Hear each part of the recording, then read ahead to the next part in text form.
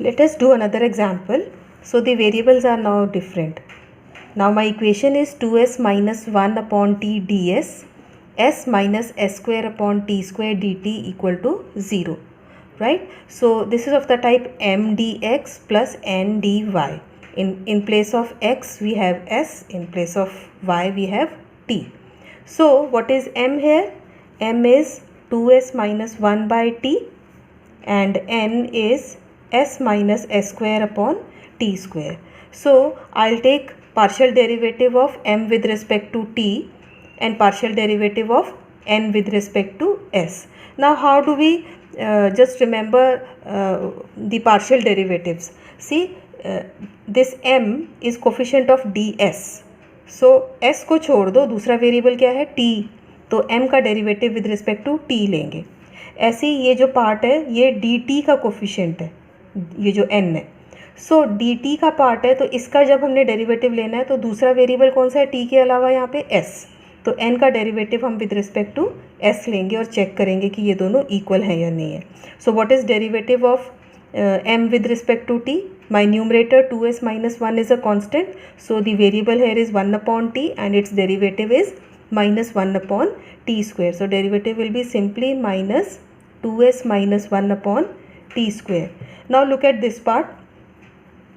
In n I have to take its partial derivative with respect to s. So the denominator t square is treated as a constant and numerator is a variable here. So s का derivative हो गया 1 minus 2s.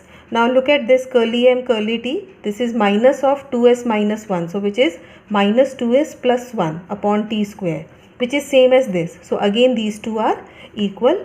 So the given equation, let me call this as equation 1. So this equation 1 is exact. And then what does the rule say? That the solution will be what? Integral of m, फॉर्मूले में क्या था, m dx था, अब हमारे पास ds है, तो this will be m ds treating t as constant plus integral of terms of n independent of x. But इसमें तो दोनों ही टर्म्स में x की जगह हमारे पास s है ना, तो इसमें तो दोनों टर्म्स में ही s आ रहा है. So there is no term of n independent of s. So I will take second part में मेरे पास 0 आ जाएगा. Right? So the solution is integral of 2s minus 1 upon t ds and I am treating t as constant equal to c. ये part तो 0 हो गया ना. So the solution is, you integrate it with respect to s. So this is s square minus s upon t equal to c. So this is our solution. Okay.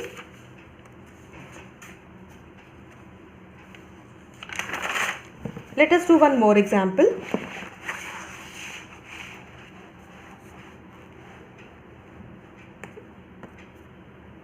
So my equation here is cos x cos y minus cot x dx minus sin x sin y dy equal to 0.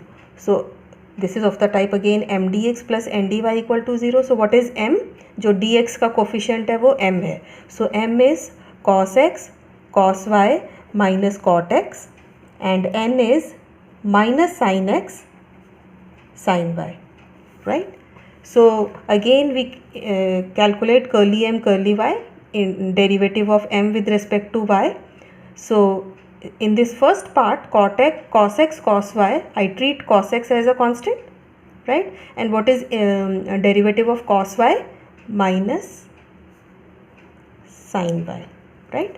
And cot x part is function of x only, so its derivative with respect to y is 0.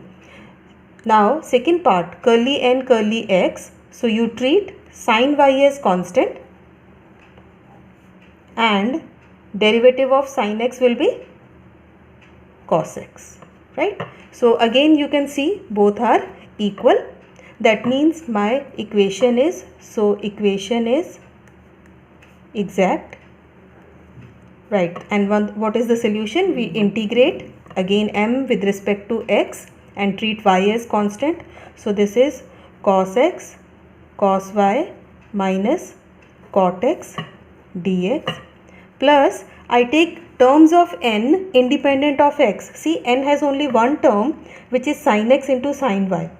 So this term contains x, sin x है ना यहाँ पे, तो मेरे पास कोई भी term नहीं है n की जो इंडिपेंडेंट ऑफ x है, तो यहाँ फिर से हम 0 लेंगे, right? And now you integrate it and remember you are taking y as a constant, right? So in this part cos y is a constant, right? तो cos x का integral क्या हो जाएगा, sin x minus what is cot x, cos x upon sin x dx equal to c.